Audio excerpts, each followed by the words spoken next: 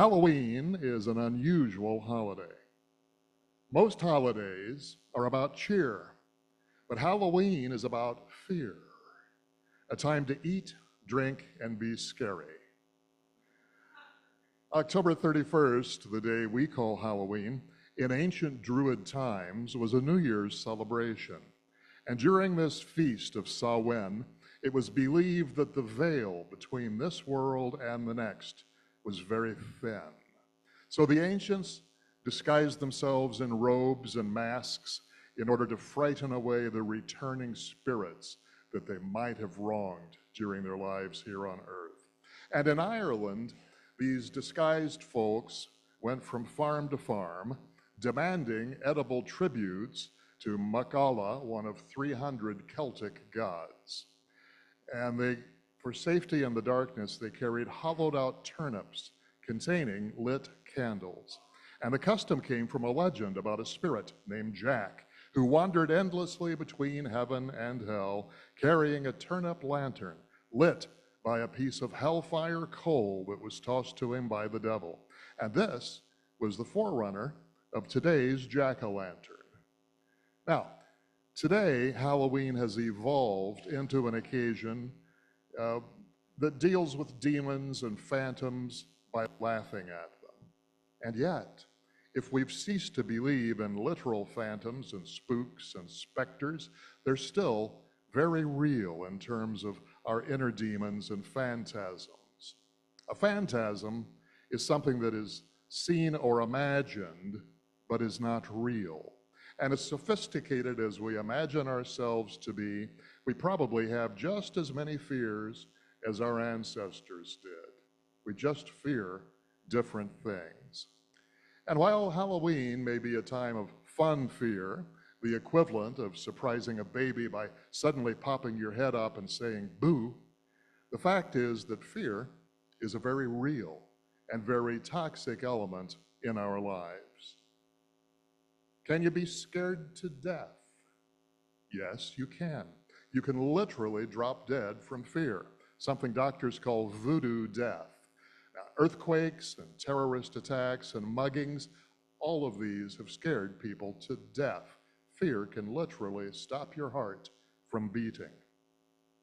And so we spend most of our lives trying to avoid what we don't like and seeking to experience more of those things that bring us happiness and well-being. And that would seem to be a rational way to live, but it does tend to present an interesting side effect. It tends to leave us in a perpetual state of fear. In other words, we fear what we don't like, and we fear that we don't have enough of what we do like. Well, what is fear? For our purposes this morning, a useful definition might be an anxious feeling caused by our anticipation of some imagined event or experience. In other words, even when fear is reality-based, it really exists in our imagination. It is a mental phenomenon, not an externally based one. For example, astrophobia is the fear of thunder and lightning. And people with this phobia experience overwhelming feelings of panic and fear during thunderstorms. Symptoms of astrophobia include shaking, rapid heart rate, and increased respiration. And during a thunderstorm, people with this psychological disorder may go to great lengths to take shelter, covering themselves up in bed or locking themselves inside of a closet or a bathroom. Well, where does this fear come from? It doesn't come from the thunder and lightning. If it did, we'd all be astrophobic. No, the fear originates in our minds. And since we're all individually different, we all have a different set of things that trigger our fears. Now, science tells us that the anxious feeling we get when we're afraid is a standardized biological reaction, which is to say, we experience the same set of emotions, whether we're afraid of getting bitten by a dog, getting turned down for a date, or getting our taxes audited. And doctors tell us there are only 5 basic fears, out of which virtually all of our fears are manufactured. And these 5 basic fears are extinction, mutilation, loss of autonomy, separation, and ego death. Extinction, the fear of annihilation, of ceasing to exist. This is more than just fear of death.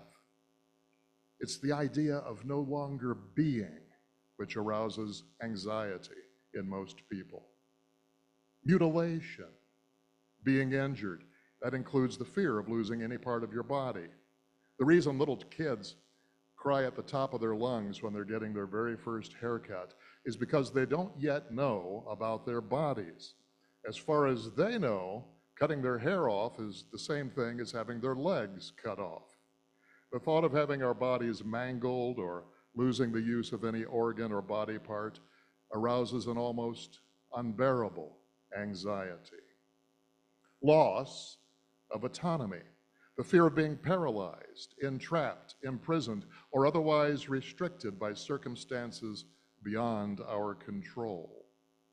Separation, the fear of abandonment or rejection, becoming a non-person, not wanted, not respected, not valued by anyone else. The silent treatment, also known as shunning, when imposed by a group, can have a devastating psychological effect on its target. Shunning is practiced by such groups as the Amish and Jehovah's Witnesses. Those who are shunned are traumatized. And finally, ego death, the fear of humiliation, shame, or any other means of profound self-disapproval, the fear of shattering one's sense of lovability, capability, and worthiness. So that's it. Just those 5 fundamental fears. And yet, that's a lot to be afraid of. Think about our common fears. Let's start with an easy one. Fear of heights. Fear of heights or falling is basically the fear of extinction or significant injury. Fear of failure, that's fear of ego death. Fear of intimacy or fear of commitment is basically a fear of losing one's autonomy. The terror that many people experience when they have to do public speaking is basically fear of ego death. After all, fear of speaking in public has nothing to do with standing on a platform. We all know how to do that. It's not fear of talking. We all know how to do that. It's not any of those things. It's fear that our ego will be damaged by rejection or ridicule. Now, it's been said that the truth about fear is faith, just as the truth about hate is love, and the truth about lack is abundance. But I don't think truth about fear is faith. I believe that fear is faith. It's just faith in the bad instead of faith in the good. Faith is belief, pure and simple. Belief in anything is faith, whether it's something pleasant or something frightening. Writing in the Science of Mind textbook, Ernest Holmes tells us, what is fear? Nothing more or less than the negative use of faith. Faith misplaced, a belief in two powers instead of one, a belief that there can be a power whose influence may bring us evil. In other words, to correct all the evils of the world would be but to have a positive faith, faith rightly placed, a faith that lays hold of the integrity of the universe, the beneficence of God, and the unity of all life. And so it is that when you were 5, the boogeyman in the closet or under the bed could cause your heart to race, make you shake, and upset your stomach. But the boogeyman can't hurt you now because you don't believe in him. Nothing has changed but your belief. And the only life the boogeyman ever had came from you. We all know that faith can move mountains. What we fail to realize is that faith can also cause mountains to crush us. Faith in the bad can be every bit as powerful as faith in the good. Worry and anxiety seem to plague most people, sometimes so much so that people have trouble dealing with life. They feel it's something to be suffered through and not something to enjoy. Well, life, of course, is not meant to be a constant struggle. We weren't put here to be miserable and continually stressed. We're here to experience the blessings that life is always offering us. Which is not to say that we'll never face problems. Problems come to all, but there's no reason that problems should master us. We should strive to master our problems. And for many people, there's no problem more debilitating than fear. Ernest Holmes once told a story of a man who was waiting for a streetcar, humming a happy tune, full of confidence about himself and the world. And he took a seat next to a man who was filled with fear and apprehension. And by the time he got off the streetcar, that man was in the grip of a terrible anxiety which he couldn't explain.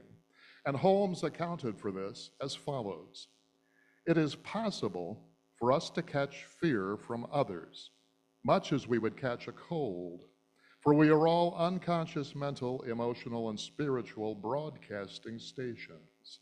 The whole world is filled with the thoughts of the people who live in it, and perhaps we are all more or less subject to the passing emotions of the race mind. So fear can certainly be contagious, but the thing about fear is that no one can impose it upon us. We either accept it from someone else or we create it ourselves in our thoughts and emotions.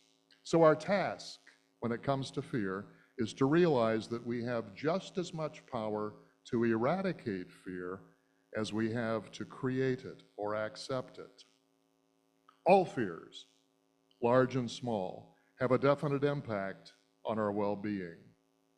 Fear begins in our minds, upsetting the mind's ability to think rationally and calmly, and it quickly spreads from the mind to the body, disrupting our circulatory, digestive, and immune systems. In fact, medical science tells us that fear has an impact on every function and structure of the body, right down to the cellular level. In his book, Living the Science of Mind, Ernest Holmes wrote, "Fear produces a mysterious chemical, which is released into the blood, but this chemical disappears when the anxiety is over. The healing of fear and anxiety is not to be found in any drug. The cure is to be found only in our own minds. Where fear is the disease, we must become our own doctors." Now, this raises two important questions. To what extent can we afford to allow ourselves to be harmed by the fears we've created for ourselves? And what can we do to free ourselves from these fears and replace them with thoughts, feelings, and beliefs which promote our well-being? Well, part of the answer lies in the word itself if you look at it as acronyms. And there have been many acronyms around the word fear, F-E-A-R. Forgetting everything's all right. But what I want to look at today is this. F is for focus, E is for expose, A is for approach, and R is for rehearse. So focus. Researchers have found that mindfulness-based therapy can help us reduce our fears and anxieties through changing our focus. Rather than focusing on the fear, which is often a future focus, focusing on the present can help you relax.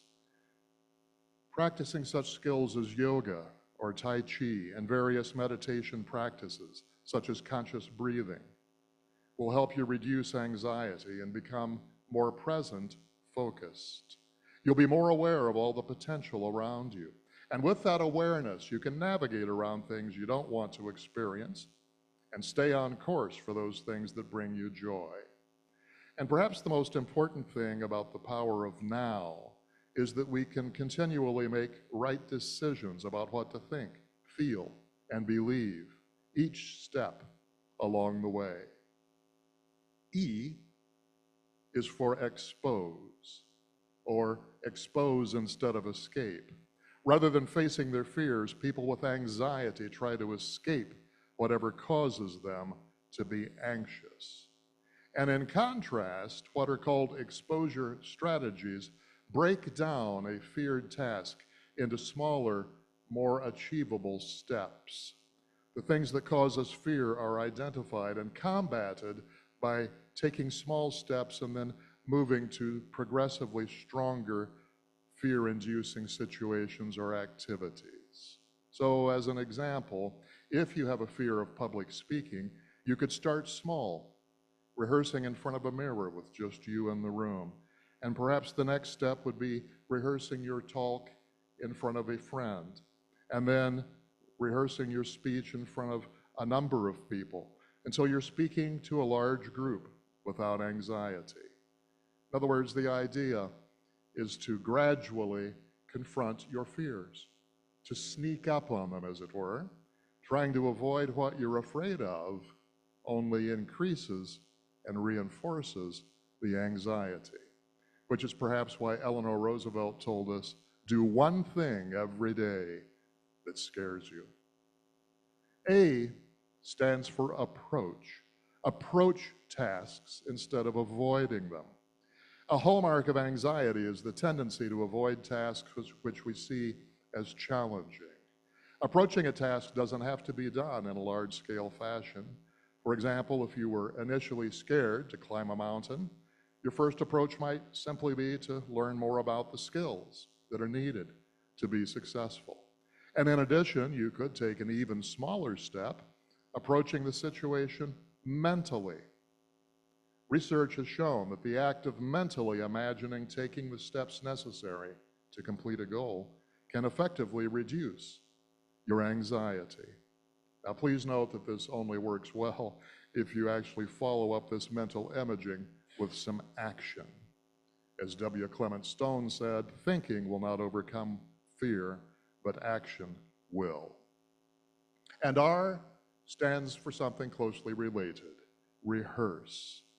Rehearsal involves practicing a behavioral skill until mastery is attained. Actors and speakers and athletes and other performers know that practicing frequently, often, and well is essential to a great performance. Because practice is active and allows you to achieve greater mastery, it reduces fear and increases the likelihood of a successful performance. In other words, you may think that you can't do something, but practice teaches you that you can. So F, focus instead of freaking out. E, expose instead of escape. A, approach instead of avoiding. And R, rehearse a lot. Any or all of these techniques might work to get past your fears and onto the life you want to live. Well, what are you afraid of? It may take some doing to conjure up fear right here and right now. After all, we're here in a safe environment. The weather is picture perfect, and we're gathered here today to uplift each other and ourselves. But probably each one of us is afraid of something, and perhaps several things. Maybe I'm afraid of old age and the illnesses and limitations and loneliness that often come with it. Maybe I'm afraid that I won't be around long enough to reach old age. Maybe I'm afraid that I'll lose everything I own to fire or flood or financial collapse. Whatever it is, I'm dealing with an anxious feeling caused by my anticipation of some imagined event or experience. I'm wrestling with a phantasm, something that's seen or imagined but is not real. And it's very hard to fight something that isn't real. As we focus our energies on the details of what we fear, we create our own hell. And our morbid imagination becomes real. And as we think our fears into reality, we find ourselves saying with Job, "That which I have greatly feared has come upon me." Compounding the difficulty here is the fact that many of our fears are very much like that monster under the bed. They're lurking just below our conscious level of thinking. They're lying in wait, waiting to roar into life when we let them. So, it pays dividends to spend time bringing those fears to the surface so we can deal with them. In the words of Ernest Holmes, each one of us should analyze his own thinking to determine what is wrong and replace every fear with faith and confidence. But where are we going to get this faith and confidence? Certainly not out of the weakness of our previous experience, and perhaps not out of the thoughts that we had yesterday, those thoughts that were so filled with anxiety. We must find some reason for having a faith that is stronger than all our fears. So far, the world has never found this reason outside of what we call a religious or spiritual idea. And by this, I mean a direct faith in God. There is nothing for God to be afraid of. And if we can and do tune into the thoughts of others, and if they affect us, as they most certainly do, why should we not learn to tune into the mind of God, which is free from fear and doubt? This is what is meant by prayer and meditation. For in the act of prayer and meditation, we commune with the invisible Spirit. We draw its strength, its peace, and its serenity into our own souls. And as a result of this, we grow strong and self-reliant because we have built up a confidence in life, a faith and convictions which wards off all fear. Just as a germ of physical disease is less liable to infect a strong body, the germ of a mental fear is resisted by a whole and happy mind. Learn to live fully and learn to release what isn't real from your life. When possible, release fear altogether. Since fear isn't real but represents a negative potential, the less energy you put into your fear, the less energy you place into manifesting your fear into reality. A very simple suggestion you might want to try. Turn off the news and the mass media. I think it's important, very important, to keep up with what's going on in the world, but we now live in an era of 24/7 cable news, and most of that isn't news at all. It's panels of talking heads offering their biased opinions in the most dramatic, inflammatory, and sensational way possible. The whole system revolves around fear, to keep you tuned in, to keep you in line, to sell you merchandise, nerve pills. So if watching this stuff makes you uneasy and anxious, try putting yourself on a diet. Limit your exposure to all that negativity and fear. You'll probably find that in a short period of time, your attitude will improve considerably. Now, most of the techniques for combating fear that we've discussed come from the world of behavioral science, and all of them have worked for people who have done the mental and physical work. But of course, there is a spiritual way to tackle fear as well, and Ernest Holmes addresses this when he writes, "The quickest and most effective method to get rid of fear is to be quiet and lift up the whole thought in confidence and faith to something bigger than we are. It is like going from a cold, dark room into the sunshine and just sitting there, letting the rays of the sun penetrate the whole being with warmth and color until the darkness and dampness are gone. There is, at the center of our being, a strong fortress of faith, placed there by a power greater than we are, by an intelligence that knows everything, and forevermore held in place by a divine presence, which is God in us. It is to this indwelling God that we must turn. So our task is to practice mind, body, and spiritual exercise to keep us in shape. If you wanted to run the Boston Marathon, you wouldn't wait till the week before to start training. You'd be out running multiple times per week for months to get your muscles, your heart, and your lungs strong enough to go the distance. If you needed to pass the bar exam to get your law license, you wouldn't wait till the week before to start studying. And it's the same thing with your spiritual life. If you're spiritually fit, you can deal with everything so much easier than if you wait till you hit a crisis to start your spiritual practice. John Kabat-Zinn, a pioneer in the use of meditation to boost the effectiveness of medical treatments, put it this way: if you want to go skydiving, you don't wait until you jump to start preparing your parachute. Are you haunted by the phantasms of the past? Those fears are ghosts, and they have no power unless you give it to them. Are you haunted by phantasms of the present? Know that you are in charge of now. You are directing the creation of your life right now. Are you haunted by phantasms of the future? Realize that when you get to tomorrow, God will already have been there. And whatever haunts you, know it for the illusion that it is. Know that it vanishes in the light of day, in the light of truth. Whatever haunts you, know that within love, it cannot flourish.